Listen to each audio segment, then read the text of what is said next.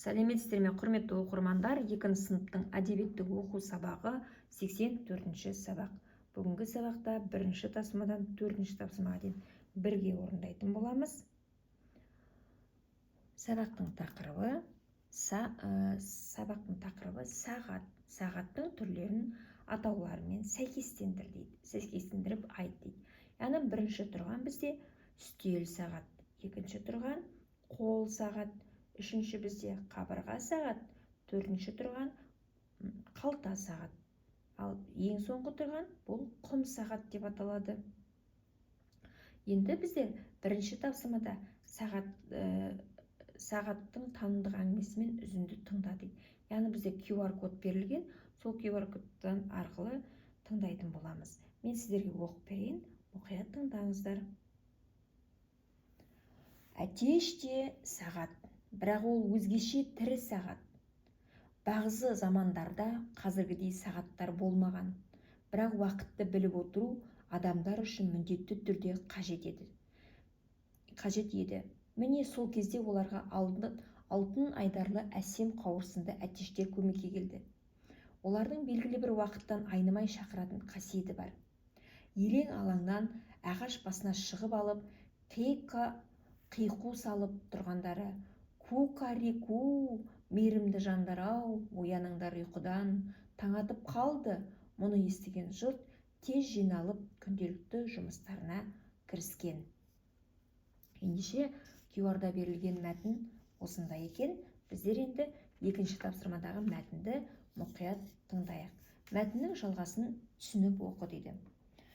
Күн бір орында ешқашан кідірген емес. Аспан төсіндегі өз жолымен үнемі ілгері жылжиды. Таңертең жұмыр жердің бір шетінен нарттай қызарып дөңгелене шығады. Шаңқай түсте тас төбеден шақыраяды. Кешке қарай жердің қарсы жақтағы шетіне барып ұясына қонады.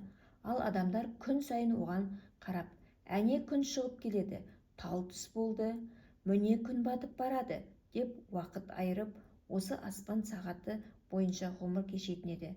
Бірақ бірте-бірте олар уақытты дәлірек білудің жолдарын ойластыра бастады. Сөйтіп нағыз күн сағатын жасады.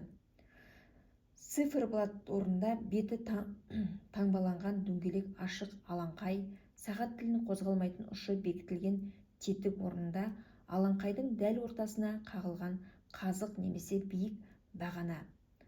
Ал сағат тілінің қызметін осы қазықтың немесе бағананың көлеңкесі атқарады. Күн аспан төсіндегі өз жолымен жылжи береді. Соған сай көлеңкеде ашық алаңқай бетімен шыр айналып кәдімгі сағат тілі сияқты уақытты көрсетіп отырады. Қазіргі кезде уақытты дәл көрсететін атомдық және молекулалық сағаттар бар. Негеш кітабынан алынған екен. Ерте заманда адамдар уақытты анықтау үшін ненің көмегін пайдаланды? Ерте заманда адамдар уақытты анықтау үшін күннің көмегін пайдаланды. Уақытты күнге қарап қалай айырған? Күн шығып келді, тал түс болды, күн батып барады деп уақытты айырған екен. Кейін уақытты дәл анықтау үшін қандай сағат ойлап тапты? Яғни кейін күн сағаты циферблат ойлап табылды. Қазіргі кезде қандай сағаттың түрлері қолданылған? Қазіргі кезде қол сағат, қабырға сағат, үстел сағат пайдаланылады. Үшінші тапсырмада берілген сұраққа жауап жаз дейді. Уақытты анықтау үшін не керек? Уақытты анықтау үшін сағат керек. Енді түсіндірме сөздікке қарайық. Бұл жерде айдар деген сөз болды. Құстың төбесінде өсетін бір шоқ мамық, не жұмсақ қызыл ет екен. Қауырсын құстың қанаты мен құйрығының ұзын талшығы. Нарт, шымқай қызыл қып-қызыл дегенді білдіреді екен. Циферблат сағаттың тілі айналып тұратын цифрлы беті екен. Біздер енді 4-ші тапсырмаға келдік. 4-ші тапсырмада сағаттың бөлшектерімен таныстырыңдар дейді.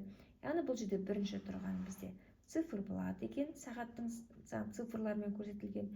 Екінші тұрған бізде ұзын тілі, қысқа тілі, яғни ол сағаттың тілдері екен.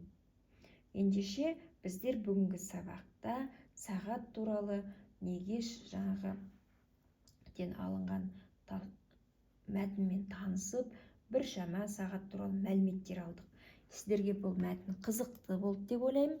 Құрметті оқырмандар, каналыма тіркеліңіздер, лайк басыңыздар. Келесі сабақта кездескенше сау болыңыздар.